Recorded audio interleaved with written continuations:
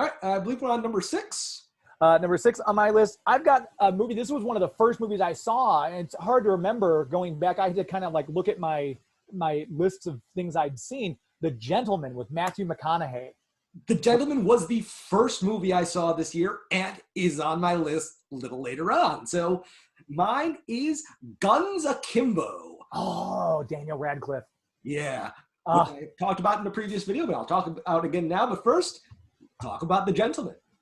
No, the previews, this is one of those movies where sometimes you see the previews and it explains exactly what the movie's about. Sometimes you see them and it just kind of spoils the movie, like American Pie. If you saw the previews for American Pie, you saw American Pie. This was one of the ones where it kind of hinted at stuff, but it was intriguing enough. But then going into it, it's like nothing I expected. It was great performances. We had Michelle Dockery from Downton Abbey. Just a great cast all around. And it's very hard to describe. I don't want to call it a gangster movie, but it's got a twist. It's just, it ticked a lot of boxes for me. That is one of the reasons it's as high as it is my list for having seen it so long ago. Is just really well done. Mm-hmm. I'll talk about that in a little bit. I agree completely. I freaking loved it. I just actually rewatched it like 2 days ago just to prep for this. But yeah, I love it. But I'll get to that in a little bit. Guns Akimbo. If you watch the trailer, you'll know if you want to see this movie. But yeah, Dan Radcliffe and Samara Weaving, who she's become someone that I will see anything she is in. Like, I've seen her in Ready or Not. I've been watching Ash vs. the Evil Dead, and she popped up in that. But yeah, if she's in something, it will make me want to see it. But yeah, this is Saw mixed with Nerve, mixed with The Hunt, with a great amount of comedy to it. It is just balls to the wall action and absurdity. And I can't recommend it enough. I don't want to spoil anything about it to the people. And that's one of the things that's hard to, like, we're talking about movies that came out earlier in the year and we still don't want to spoil them because there are so many people who, like, during the pandemic, they binged a lot of stuff, but they might not have seen some of these movies still. So it's hard not to want to spoil movies for people, even the movies have been out for a while now. Mm-hmm. Oh, and speaking of that, I meant to do this all throughout this, but Happiest Season is on Hulu for free. Man of Tomorrow is on HBO Max. Invisible Man is on HBO Max. Palm Springs is on Hulu. And Guns Akimbo is on Amazon Prime. So if you haven't seen any of these, and you have any of those, go nuts. And I always want to say for the DC animated projects, if you are able to, go out and buy the Blu-ray and DVD because that's a huge metric for these voice actors and for Warner Brothers Entertainment. I know specifically looks at that metric as to whether or not they're going to do more DC animated projects. So if you're able to, when it comes to movies like that, please go out and buy the Blu-ray and DVD especially. Good to know. All right. Halfway Point. Yes. Number 5. Number 5, I'm going back to streaming for this one. I love this actor, and this story was just so well done. It kind of surprised me. Enola Holmes on Netflix. I greatly enjoyed it. That was a lot of fun. It's not on my list. My number 5 is Onward from Disney. Oh. Onward at Disney Plus. Yes, also on my list. Well, we got a little mindset going. Exactly. All right, let's talk about Enola Holmes. So Enola Holmes, it's one of those period pieces for me, again, are very hit or miss. Some of them seem just exhausting to watch sometimes, but then some of them nail it. And they bring in modern sensibilities like Bridgerton, if you haven't seen that series yet. I haven't gotten around to that yet. It's on my list to start watching soon. If you get a chance, it's so good. It's a period piece, but it never seems slow or dull or dry like certain period pieces can be. And Enola Holmes Downton Abbey, sir. I will. No, yeah. Again, Downton Abbey is one of my all-time. I saw that movie in the theater opening weekend. I think it was my number 1 movie of the year that year.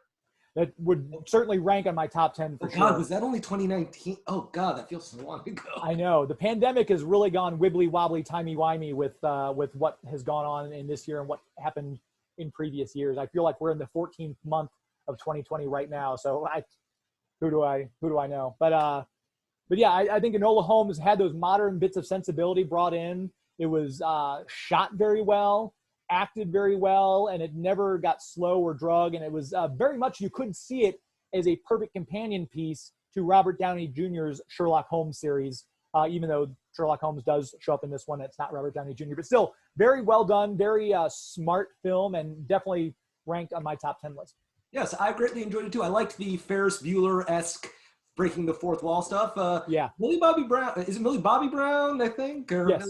Yeah, I'm really enjoying her. I still have not gotten past episode 4 of season 1 of Stranger Things. I did a video of it, like, I think my 4th episode of the show was that. I need to get back on that. It's a shame. I know.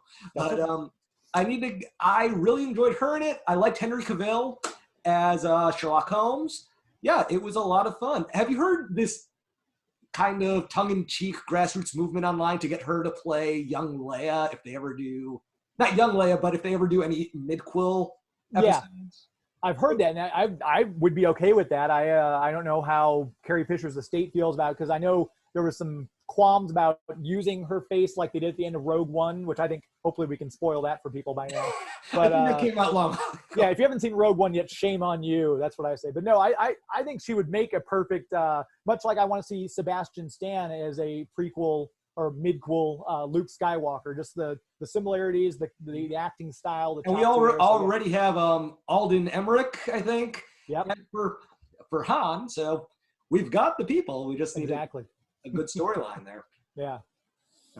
But for Onward, I just loved the world that they built. All these fantasy type characters mixed with modern day shit. It just, whoever wrote and designed that movie deserves all the awards. Like the tiny pixie biker gangs and centaur cops and it's cliche, but I love it when absolutely everything in the first quarter of the movie comes back at the final big climax in some way. It's good storytelling. It's good storytelling, but it's not classic, but it is common story. It's like that thing, like, this is how you do a story, but right. I still enjoy it when done right. I will say when he this is kind of spoiler, but not really, pulls the splinter out of his finger and then it jumps to the entire staff. That is, I think, my memory burn of that movie, just for kind of awesome. Yeah, that was a great film. I mean, just like the voice talent, the storytelling, it was, I think even in the, not judging just by 2020, but in the Pixar realm, I'd say that's probably in my top 10 Pixar films. Nice. We're getting into the time when it's kind of hard to differentiate what is Pixar and what's Disney. Right. Don't know where that falls in, but yeah, I might agree with you there. Yeah. Yeah, it's a blurry line, but yeah. All right.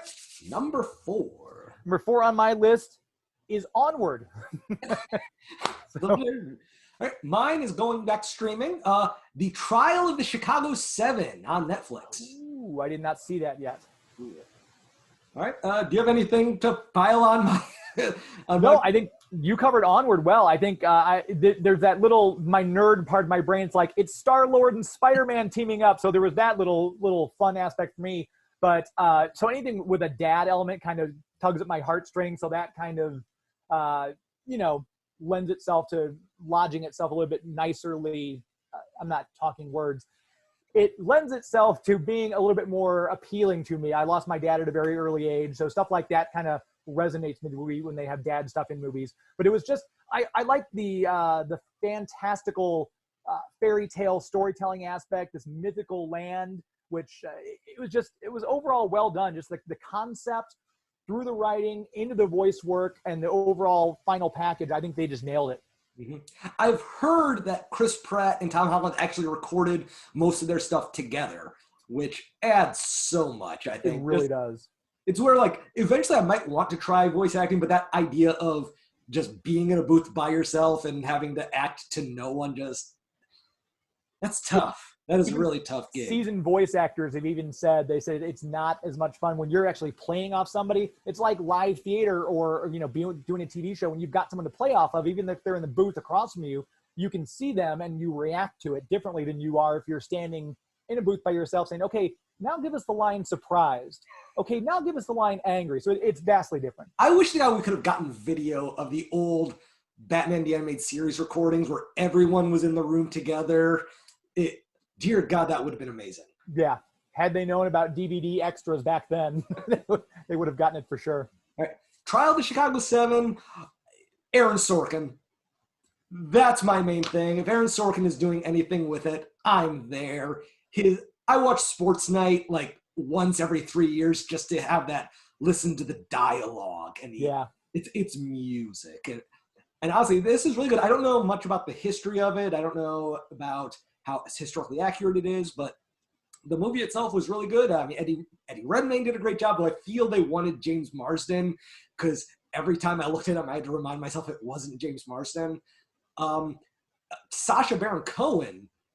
I don't like Sacha Baron Cohen, honestly. I've never cared for him as an actor, but he is friggin' amazing in this. I think he got a Golden Globe nomination for this and deserves it. All-star cast, Aaron Sorkin writing and directing. It came out at just the right time in political climate. Yeah. I think it's a little long, but I highly recommend it. It's on Netflix. Give it a shot. Yeah, I totally agree with your Aaron Sorkin point because Studio 60 on the Sunset Strip just came up not too long ago. And I'm like, how did we only get one season of that show? I mean, this is from the guy who gave us so many other great shows. And how did that only get one season? I don't understand. But yeah, I think I can explain why in one motion. Yeah, probably so. Yeah. It's a shame. Yep. All right.